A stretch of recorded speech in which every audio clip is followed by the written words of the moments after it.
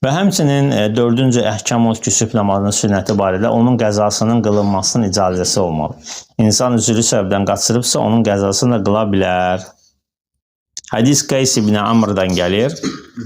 Buyurur ki, Ra'a Rasulullah sallallahu aleyhi və səlləm rəculən yusalli bə'də salati sübhi rəkətin. Peyğəmbər sallallahu aleyhi və səlləm bir kişini görür ki, sübh namazından sonra 2 rəkət qılır. Və bilirsiniz, sübh namazından sonra da namaz yoxdur. Və qalə Rasulullah sallallahu aleyhi və səlləmə salətə sübhi rəkətən.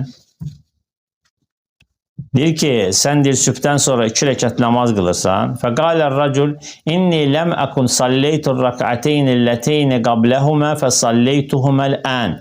Fəsəkətə Rasulullah sallallahu aleyhi və səlləm. Həmin adam deyir ki, mən sübhün sünnətini çatdırıb qıla bilməmişdim.